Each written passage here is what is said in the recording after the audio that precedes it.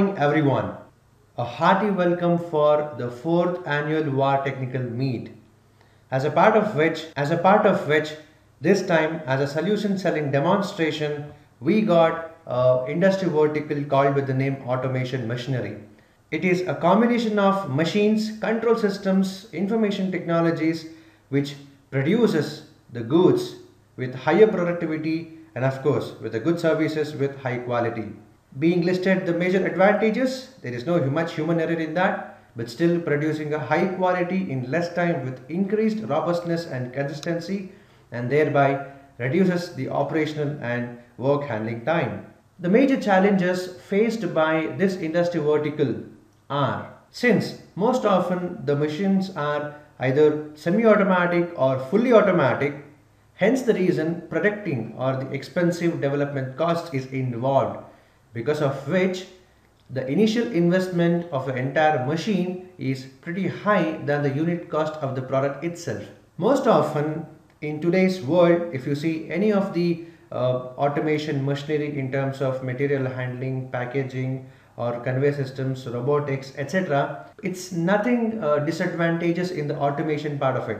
It's only because there is less human intervention in most of the semi-automatic type, without which even the fully automatic machine will go for a toss, because lot of controls, precision, and of course the technology and the motions mechanisms are involved pretty high and of course accurate enough. Majority conveying these new designs and mechanisms to the customer is a very cumbersome process which is still laid down onto the conventional 2D platform. Shortening the overall the development process and avoiding the rework and thereby reducing the design cycle time is a major challenge for this kind of industry vertical. The one main thing is the overall weight of the machine plus the good aesthetic is still a biggest challenge to be faced. Enhancing the project comprehension and facilitating the access to the project across different organizations and departments with the production, clients, partners and assembly departments is quite challenging as well. For this, we have taken an example called RCB. I guess whenever we talk about RCB, the first thing comes to my mind is it's a Royal Challenge Bengaluru. But it's not the case here, it is Radiator Co-Builder.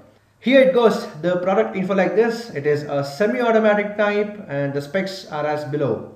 Having a operating with is independent, and I mean to say dependent upon the operator, with a header force of 12,000 laps, which is a single tube rose having both RH as well as LH fin feed, with a tube length ranging from 300 to 1180 mm and a core height in terms of 10.5 to 40 inches and a core depth as well. It can produce around 80 cores per hour depending upon the core characteristics and the operator.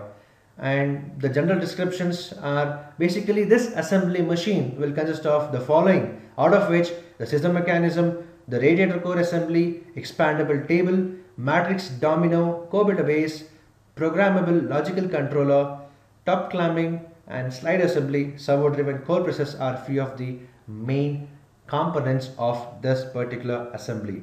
Before going for how it works, let me show you how we can design an RCB using complete SolidWorks line of products. Before getting into the actual demonstration, I would like to just give a light upon what we make use of the product called by the name Enterprise PDM, which takes care of managing the whole lot of data across simulation, CAD, composer, electrical, etc. Over this, we have created a vault our own, and then how we can create a messaging and chatting among the users, scaling the flow chart with local users as well, workflows creation, user permissions, administrating tasks, check-in, check-out, changing the status, approval state, search cards, data cards, previews, project structures.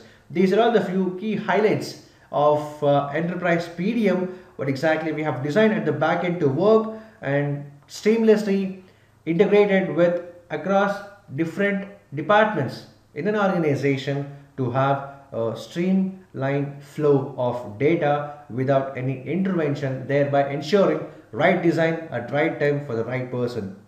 I just show you how the workflow is all about in this case. You could see that basically the project starts with a action plan or with a PO purchased or obtained from the customer.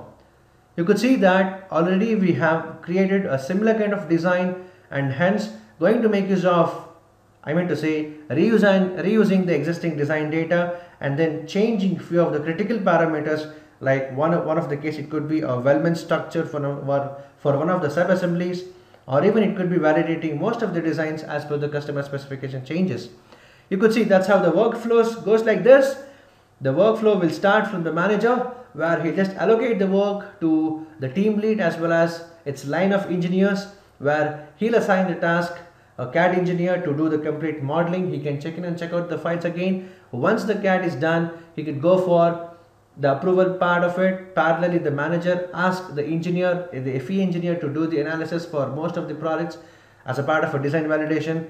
In time, in parallel, a non-technical writer, even a non-CAD engineer can work upon the technical documentation part, where the main point over here is he can start the job right at the design stage itself than waiting the complete design to be completed.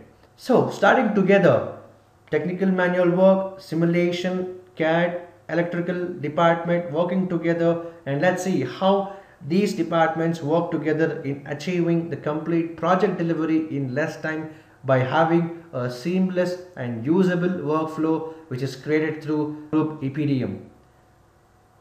You could see more relevant data information in the demonstration part, where we can go for the actual demo setup as well.